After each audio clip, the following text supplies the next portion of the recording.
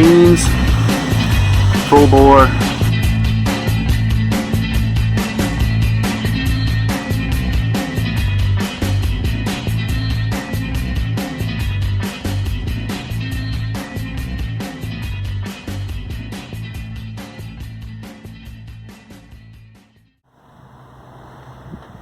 Here we are, guys. Day before Christmas Eve. Happy Festivus to you. Air your grievances. Participate in feats of strength. Set up your steel pole, all that good stuff. I'm taking out the trash can.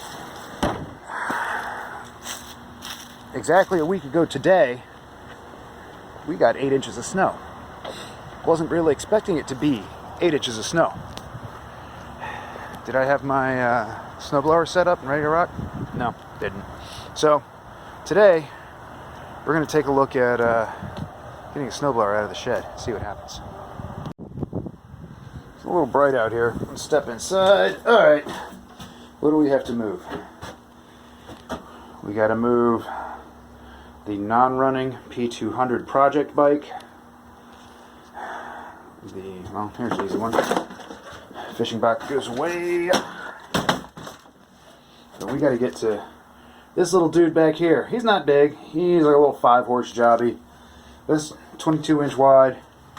It'll do 8 to 10 inches of snow at once, as long as it's, reasonably fluffy and not compacted. So I guess I'm going to get to moving some stuff around and see if we need to dig into the carburetor on this bad boy. Some of you folks, you might know what this is. I'm sure you do. The important thing is, though, if your kids don't know what it is, you're failing them if you don't make them get out and learn. Have them go out and clean out the ditch in front of your house. Have them come clean out the ditch in front of my house. Someday, this thing is going to get strapped up underneath the oil pan of Dumpster Fire 1. But that's another day. Oh, I need a shed that's bigger. I need a garage. Wait, no, I need a barn. I need a truckload of money so I can move off to the side of a mountain and escape society. We got flat tires, which is expected. Let's see, what kind of motor's this thing got in it? Little Tecumseh 5.5 horse Tecumseh. Ooh, Snow King, winter engineered. That doesn't mean much. Let's see how the tank looks. That's not normal. That tank is clean and dry, as it should be. Gas cap, yeah, we'll see. She's not a big one, but she'll clean the driveway. Let's see. I need shear pins. I don't have any shear pins. We may have to make a trip to the store later. Let's see if we can't do a little motor investigating. Yeah, rule number 1, don't stick your hand in the chute. That thing, you just turn it the way you want it. It's not a fancy one, doesn't have power stuff on it. It's not meant for doing commercial stuff, just the occasional, ooh, I gotta blow out the driveway. Alright. She got oil. Not super clean, but it ain't horrible. Looks like good old regular 30 weight. Should we give it a pull just to see how the compression is? I don't know where that's supposed to mount, but it doesn't want to, but... Oh, she got compression. Yep, compression's good. That's a good sign. Alright, now we need to see about getting fuel in it. I don't remember when I filled this can. One of those silly safety nozzle Obama can things you can't work with one hand. It's got a little bit of gas in it. I don't know how good it is. Alright, get our silly save the world by spilling all the gas style nozzle off of it. It's open. You smell it? Can you smell what's going on down in there?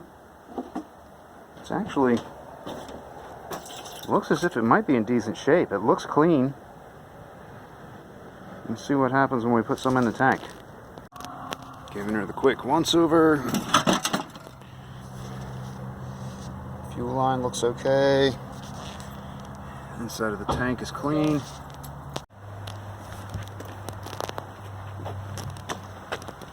Alright, no leaks. Well, I'll tell you what, that's pretty weird. Fuel tank is opposite side from the carburetor.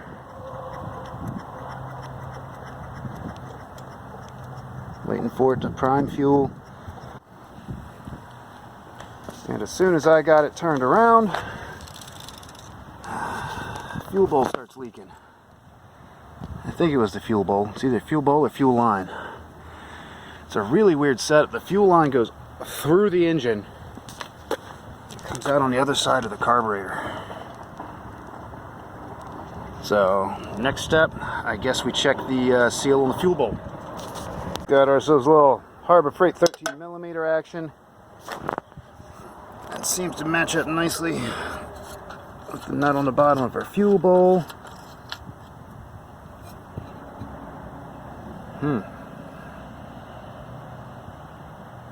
I've seen worse. Let's see what we have going on here. We'll sit him off to one side. The gasket on that little guy actually looks halfway okay. I think it's a hard nylon gasket, not a pliable softy. But, oh, yeah, we got trash in the fuel bowl. So we'll have to grab some carb clean, some brake clean, and hose him out just for propriety's sake.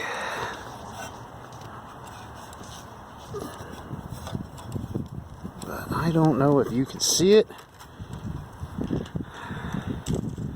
But that guy, that would be our problem. Wonder where I can get one of those. Maybe some old-timey hardware. That's our O-ring. That's supposed to sit nice and neat into that fuel float bowl. Well, that's not happening right now. Alright, let's see if we can find a solution. Well, since it's hard to see some of the lighting contrast we got going on outside, I figure I'll bring you down on the bench here real quick. It's not torn. If you look right around here and there, when someone who is not me, got this thing from a friend, where, oh yeah, I cleaned out and set up the carb for you. Alright, cool, thanks buddy. But yeah, that gasket, she ain't coming back to, I've tried to get it warm, but it's been squished in there in that fashion long enough, and it needs to sit in this channel here. And then there's a corresponding channel in the base of the carburetor body. So yeah, we need to find one of these. I have a feeling we are running out of daylight to do this, possibly. Small town in Virginia. It is 1:35. Do you think the power supply company will still be open at 1:40, 1:45, 2 o'clock when we get there? Let's go find out.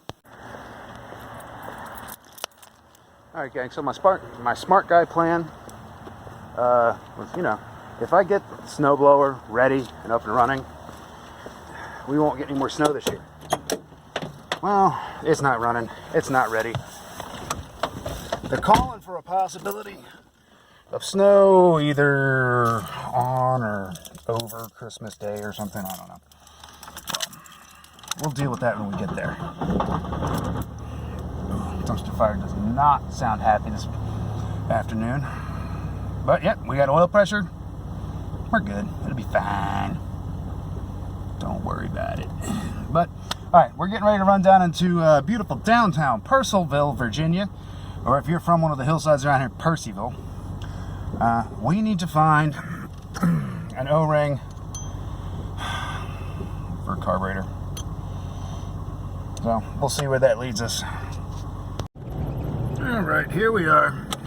Browning Equipment Company. These guys, hopefully, will have some carburetor parts on hand. And will be able to help us get to blowing some snow. Oh, striking out. They haven't made it to Clemson in more than 15 years. Yeah, I know. But it's sort of a universal part size. He's like, I can get you one before the next snowfall in a couple weeks. Yeah, sure. All right, well, I appreciate them looking it up. Let's see what else we can find. All right, so now we're going to get a little creative. We have Felpro 35702 water inlet seal for a 7.3 power stroke. Look at the, see that guy right there? I've already opened it, kind of test fitted it into this little dude. Oh my god, look how dirty my Jeep is. Yeah, we're gonna go ahead and give that a shot. Alright, one last stop, I hope. We are at Tractor Supply. I need shear pins. I'll show you how those guys work and why they're important when we get back home. Dude, I am 100% not a fan of going to Home Depot. The guy at Tractor Supply, power implements, farm equipment, he didn't know what a shear pin was. Got 2 boxes here, ready to rock. Okay, gang, now that we are finally home from our little adventure, it's becoming painfully obvious that even with trying to warm this thing up in the sunshine, well, it's still sort of pliable. I mean, it's not cracking. The original gasket for this fuel bowl, it's not coming back into shape. I don't think it, focus for me, guys. Yeah, I don't think it's ever really gonna come back the way we need it to. So, what we're gonna try doing, and yeah, I'm just filming in the dumpster fire simply because, well, I just pulled up and I'm using the daylight we have. What we're going to do, we're going to try using a water inlet O-ring gasket, which is for a Ford Super Duty. Now, let's see. This guy, he squeezes right down into... Oh, shoot, I didn't even film it. Retaking. This guy, he squeezes right down into the groove and runs around the edge of the fuel bowl that sits under the carb on this snowblower. So what I'm going to do, and see, we got that. It fits in there pretty nice. Hopefully it's enough to seal it up, and hopefully, you know, garbage modern gasoline doesn't destroy it immediately. You can see we do have a step on the underside. There's a step on the underside of this, so the float bowl does have to face a specific direction. So orientation of this cup makes a difference. I bought myself a little carb cleaner because I didn't have any. I was all out. So I'm going to go ahead and clean this up, and then we're going to see about reassembling this on Mr. Snow Thrower. How do I know I'm an idiot? This oil slick, that's how. I made the mistake of leaving this sucker tipped up, and I think I just dumped every last ounce of oil out of this thing from the vent, the crankcase vent up by the carburetor. But we've got our fuel bowl on there. It seems to be seating properly. So now all we got to do is throw a little oil in it and hook up our shear pins in the front. I'll show you those when we hook them up. But first, I got to go down to the gas station and get myself a little bit of that gas. We'll be back. Took a trip up to the corner to the gas station. What we've got done today. Stuck that bowl in the carburetor. My gasket seems to be the correct size. Let's hope it's thick enough. I spilled oil all over the place by forgetting that there's a crankcase vent that can dump oil if you leave this thing turned upright. So I pumped a bunch of oil into it. It's checking up on the dipstick. Now we get to go for the moment of truth. I haven't gotten as far as putting the shear pins in it yet, but that's an easy one. I'll show you that in a second. Circus tricks.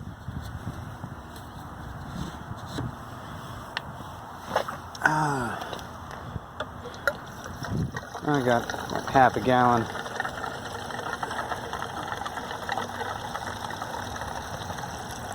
Good old 87. I think it's working. I think our carburetor is holding fuel. A minute. Well, we're making noises there.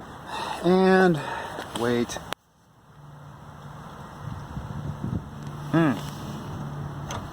Choke. Key in full speed. You think it'll start?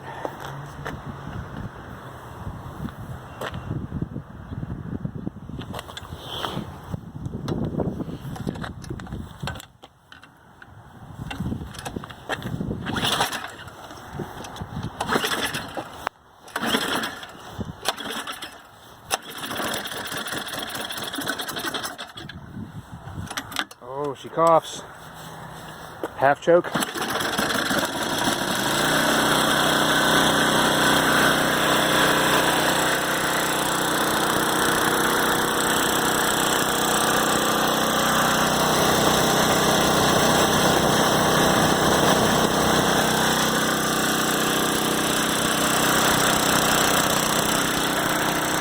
No choke.